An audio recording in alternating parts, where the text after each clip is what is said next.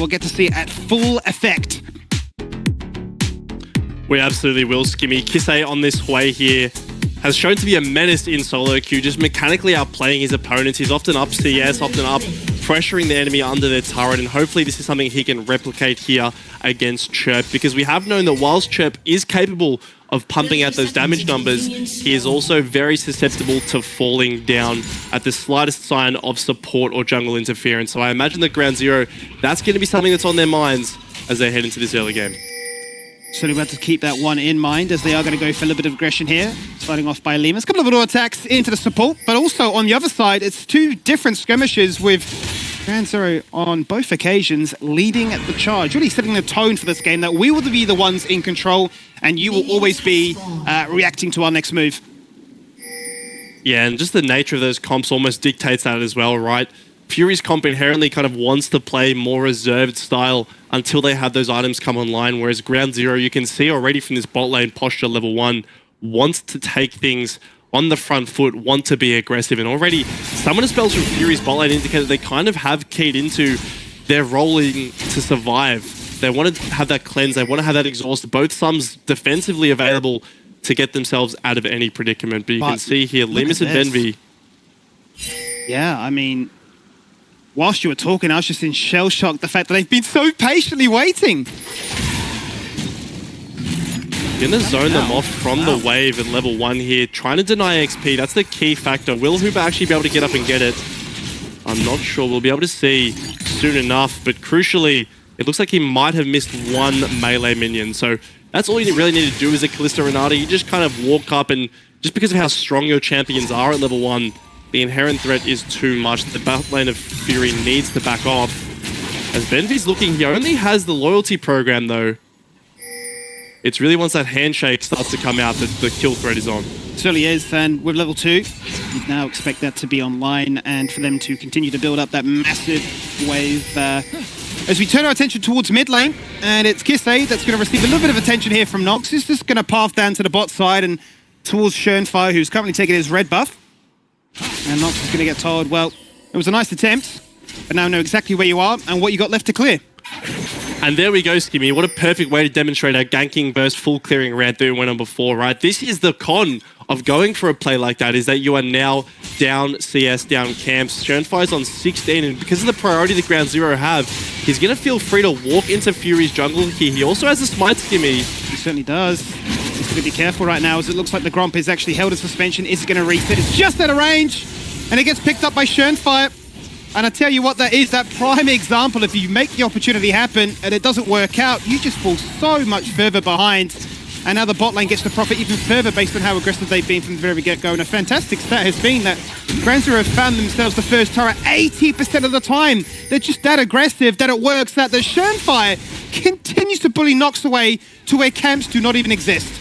Yeah, it's a tragedy because no one can actually come to save this Jarvan, right? We see mid lane, Kisei has a sizable health advantage and bot lane's pinned underneath their turret, so Schönfire capitalizes very well on Nox's earlier mistake and will eat the Gromp, the Blue, and the 2 small wolves from Nox. Got a Scuttle to disengage away to as well, and that's really all Nox has to look forward to in the top half of this map, right, to pick that one up. Whether or not he feels confident enough to go for that invade that Schönfire was a little bit cautious of, that is the next question, because the blue buff is still up and available on the side of Ground Zero. But he's caught in this rough situation of, I'm level 3, I need to make something happen. I see that camp is there, but then Tomasino absolutely brings it to Tien and breaks up the tempo with first blood. We knew it would be spicy, but I didn't expect a solo kill at 4 minutes and 20 seconds into this game here. It looks like Tien just got a little bit overconfident, wanting to catch those minions and didn't really want to use the TP back to lane. But ends up just going down to Tomasino in a straight 1v1. Unbelievable. A champion like Gwen certainly loves to get a little bit of early gold injected into their back pocket to really give them that major boost straight back to base, haunting guys online. And I don't think he's going to show any signs of slowing down with these aggressive trades. Yeah, absolutely not. Gwen versus K'Sante is a matchup where, you know, Gwen can have her way with the lane because she just sits with 4 stacks of her Q in the middle of a lane, and anytime K'Sante wants to walk up for a Q, he will be tanking that to the face. But now, Tomasino in quite a nice position. However, Schönfire is still ahead. That's all we have to remember. You can see tempo advantage. He has a blasting one, is up about 3 camps right now. So feels pretty comfortable heading towards these Void Grubs, taking them while Jarvan's forced to clear his Krugs. Yeah, certainly in a really strong position to take over this game, right? We talk about an AP variant. Obviously, it's going to be the double AP from both jungle and mid. If either one get ahead, then it becomes a bit of a nightmare in terms of what do we actually itemize towards, because you can see that still Lemus and Benvi are absolutely crushing in the bot lane. As we said it though, both junglers are still going to be on the top half of this map, with Nox looking to see where Schönfire was going, just clearing out vision for the meantime, just offering a little bit of extra protection to Tien as he is going to push in this wave. Yeah, Schönfire will be spotted. That's something the Fury have done quite well this game, is kind of track the way that Schönfire is pathing. You saw that earlier, Scuttlecrab spotted him on the Void Grub, so they definitely knew he was doing that. And as well, they will have an indication as to where he's heading now. Full clearing down towards his bot side of the map. So Jarvan, whilst he will be able to clear, you can notice there's an XP gap that will be equalized after this Gromp. But it means that Schönfire will get closer to that level 6. He'll tick that first. And that can be all important if we're talking about an early fight. Certainly can be all important. You certainly need those breakpoints to come online as quickly as you can. Speaking of, whilst you have a little bit of downtime, it's the tonics available, the triple tonics from the Inspiration Tree for both Tien and Kislev there. Looks a little bit extra damage to help with your CS and a bit of gold afterwards. Certainly a nice way to try and snowball things if you need to try and really fine-tune your push timings. Just sync up with the rest of your team for perhaps an objective or a skirmish that may break on out. And I return to that previous point about the ability for Grand Zero to have their best chances of taking that first tower. 80% over all these games played is pretty phenomenal, to say the least. And to take down 2 plates already, it really does put you in good stead. Yeah, it looks like it's going to be heading towards that stat this game with the way that this Kalista Renata are able to play. Also noting here, while Ground Zero take this Dragon, that it's a farming center. So not the typical, Tahm Kench support that we're used to seeing. We kind of have been seeing a blend internationally of center being played both AD carry and support. But you do have to imagine there's probably some thinking that the Kalista, if she's able to free hit Tahm Kench while he farms the camps, is getting aggressive, forces the flash out. It was a nice little Abyssal dive, wasn't it? Certainly enough pressure to make sure that, look, you're getting aggressive in this lane, you're looking to try and shove us away. But we're not going to let it go unchecked for too much longer. Now they do have a bit of a stamina advantage. Top lane, however, out goes the all-out mode. It does not matter. Snip, snip, make it happen again. 2 solo kills for Tomasino. Yeah, that's all it is. Tien there, a little bit of frustration, but he seems to be just being outplayed here in this 1v1, right? He tried to drag him back under the turret, but the Gwen damage was too much with that Q still available. And I talked about it before, Tien seems to just fall down to players who he really shouldn't be falling down to. And Tomasino seems like the real deal here in Game 1. Certainly is. I'm so glad we highlighted it as the head-to-head matchup to keep your eyes on right now, because it is certainly delivering on that front. Fantastic awareness there from Schönfire to say, my mid laner is low. I'd expect a Java to be in the area, and certainly caught him out in just a heartbeat like that. Well, level 6 is online for the majority of the players now. Bot lane certainly on that same wavelength as well. And next the question then, when we're going to see the next level of aggression, because right now I'm sure Tomasino is screaming to his team, I am so strong, let's make something happen. Yeah, well that's the thing, right? With the complex scales as well, having any lead in the early game is a very welcome sight. So for Tomasino to be this ahead, I can guarantee you he's saying to the rest of his team, let's not fight unless I'm involved, right? And the next thing that he's going to really be able to get involved in is the next grub spawn. That's really when he's going to be able to hopefully use this gold lead to further help Fury with their quest to win this game, right? You can see the gold already in the favor of Fury, despite the lead that the bot lane of Ground Zero have been able to gather. So quite a comfortable position for them to be sitting in this early into the game. Well, as you say, the overall gold is still at 14,000, but you can see lane by lane it is Ground Zero ahead. So really it is Tomasino holding his entire team on his shoulders and saying, we can start ahead. We don't have to fall behind by 2,000 to 5,000 gold and, bail out with the, oh yeah, we scaled, don't worry. Because we are certainly on even footing right now, and the pressure is on Ground Zero to continue to be aggressive in the early game to make sure that they can build that snowball that they're so keen to try and find. Well, Ground Zero right now, you can see 3 Void Grubs already picked up. Lily is so fantastic at speedrunning this clear. May look to try and get 5, but Tomasino and Nox are hot on their money, looking to try and find what they can get done. 4 picked up, in they go, but Nox gets handshook away. Out goes the Cataclysm, there is the unending despair. He's revealed, he's put to sleep. and then he gets put in the graveyard. There is Benvy with the bailout, but it does not proc because Tomasino finds his third kill. He is still alive, but then finally Kisei devastatingly blasts him down. And they can return back to where it all started at the Void Grum cap. There goes the early game fight for Ground Zero. You can see that Tomasino wants to use his lead. He's running down, but simply the members of Ground Zero are there first. And this Renata buys so much time and forces Tomasino to commit so deep. He's all of your damage at this stage in the fight, right? If he's not able to hit multiple members with that Q, with that ultimate, you are not going to be winning the fight. And unfortunately for Fury, all that lead in the top side doesn't amount to much here. Completely unstuck now, absolutely. 2,000 gold in the hole as a result of that one. And Ground Zero have not only picked up all 6 of the Void Grubs, they've got themselves the first dragon as well. And it's back to business for them. For all their early aggression. And he's got the ability to absolutely crush through these towers. And it's been really rough for Hooper and find him in the spot lane from what was a very clever level 1. But let's run it back with this initial fight, because it's great heads-up awareness to say we are strong, we can't let this go unchecked.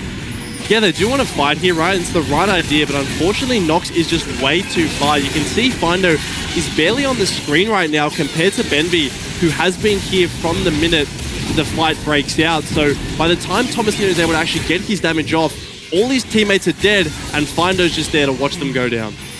Certainly is. As we return back to the live action, and a fantastic fear from Kisei there. His Chirp certainly was hot on his money to try and get that kill in the mid lane with Nox pursuing him, not too far behind. That is the punishment, right, of the Javelin. Once again, he's looking, he's finding, but he's unable to actually, convert it into anything meaningful. Yeah, that was a really nice fear there from Kisei. If that doesn't land, Chirp just scoops him up because he has no flash, and that's a sure kill going into the pocket of Fury. So, nice little mechanical play there.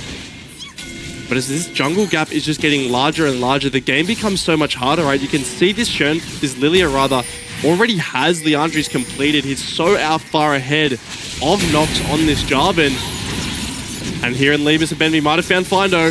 Maybe. The fixed skin's already been popped in the end. It was enough. Picture perfect on their attempt to get that kill in the bot lane. Schönfire not far behind. Doesn't pick up an assist, unfortunately, but he's in the right place at the right time, because now Plates, Tower, and a Dragon, they're living in Wonderland. It's absolutely all you could dream for here as Ground Zero, right? Things have gone exactly according to plan. Your bot lane is winning this 2v2 just by nature of having that stronger early game, and then your jungler is so far ahead of the enemy jungler that even a 3v3 is not something you'd be looking at in mid lane. Kisei, look how far back Chirp is having to play just because of all the damage and the threat that Kisei has against this Azir. This range is unethical, and I don't blame Nox actually just saying, you know what, the only lane that's working for us right now is top lane. Let's try and put Tien down for the 3rd time in a row. That goes to the invulnerable circle. There is that flag and drag the snip from far away, and the Dawning Shadow all the way from bot lane. And they really are bullying this Cassante.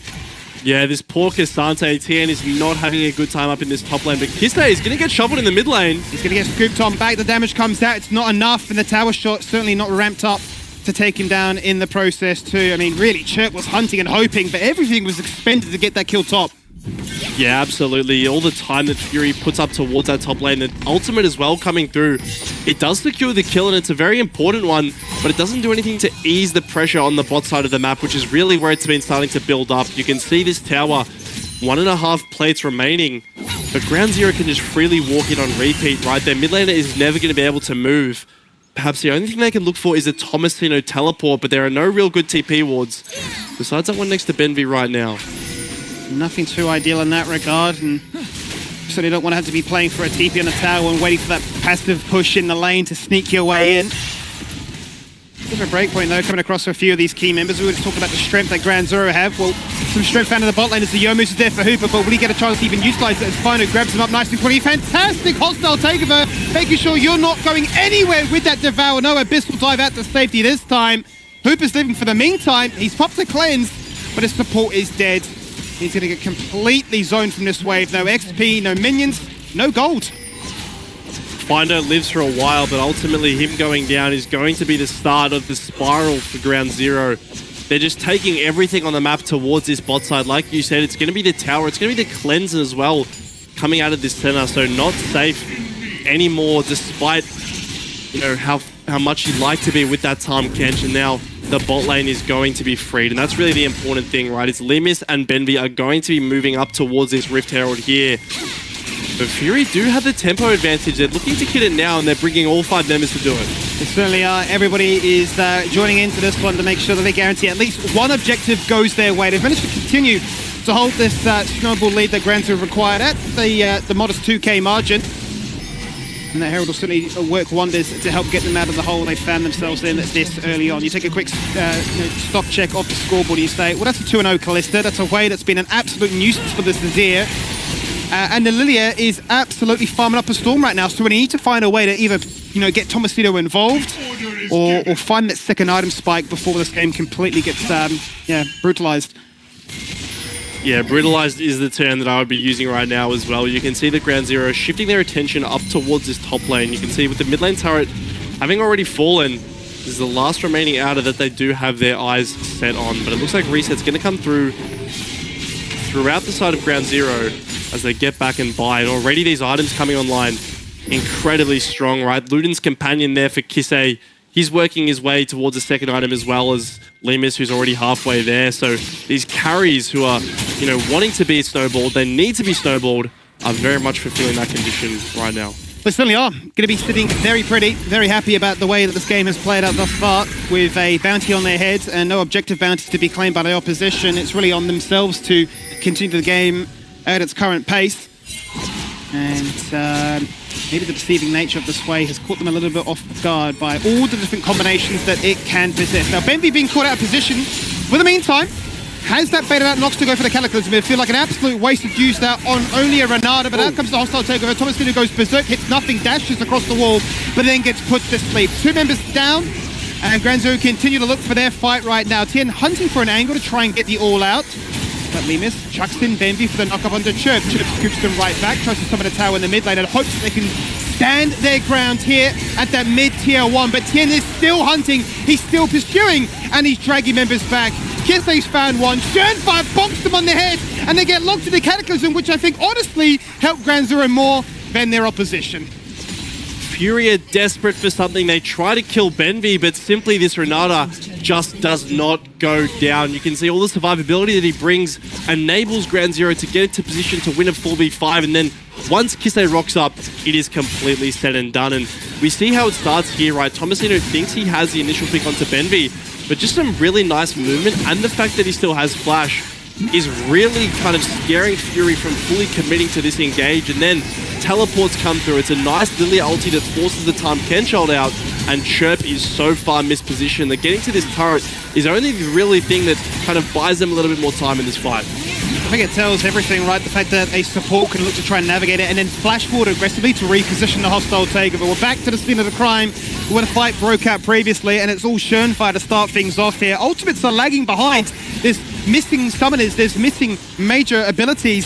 That's not going to deter them from continuing to fight on out right now. So that third dragon is being looked at. Grand Zoo would love to pick this one up nice and quickly for that very accelerated 23-minute soul point. And they've done fantastic. They've zoned away Fury. Yeah, I mean, how do you walk in here, right? As soon as we come out of that replay, you can see Findo's going down. He's meant to be the guy that you want to be sending forwards, but he's at level 7 Tahm Kench, incredibly squishy. And Jarvan right now, a Sundered Sky is going to do absolutely nothing against the sheer amount of damage that Ground Zero have. So now this issue of snowballing really does become a really potent one, because it's a Baron that's spawning in a minute. You have a Kalista, you have a Lilia. Both of these champions are very good at taking this objective down incredibly quickly. So how do you face check? How do you make sure you can actually prevent that from happening? Because or else if that does happen, it might be game over. And I would argue, Max, that they have one of the best ways of defending the Baron as they go for that 50-50 sort of bait attempt, right? Because you've got the Cassandra can isolate a key member, be it the jungler, for example. You've got the Renata that can just make you go berserk and you can't actually interact with the Baron's steal. So I feel like they've certainly got the damage and the tools to make sure they can guarantee that one right on spawn if the situations line up perfectly. But in the bot lane right now is Tomasino taking that 1v2. Dawning Shadow not going to give him the shield, but damage Tien a fraction. And this is a little bit BM, isn't it? I mean, Schönfire just going to burn him on down, run away, and let the red buff and the Leandries do all the work. Yeah, they were definitely playing with their food there from the side of Ground Zero. But meanwhile, Nox gets interrupted. He does get interrupted. The Spiral of Despair is giving him the vision, giving him the damage, and giving Kisei his third kill of the game. He's got the Cosmic Drive, he's got the mobility, he's got so much damage for that uptime. He's got heaps of damage, and Chirp's about to find out about that as well, as Benvi could be looking, doesn't have the flash though. So no real easy way to get across that wall. And now you start to see the composition of Fury falling apart when your previous kind of savior, who was so far ahead, is now falling victim to this Lilia, who can just pace around the jungle because of how fed she is, rock up to any lane with those 2 items, and just take you down at any time. And now this gold graph, completely different to what we saw before. It's all ground zero at the top.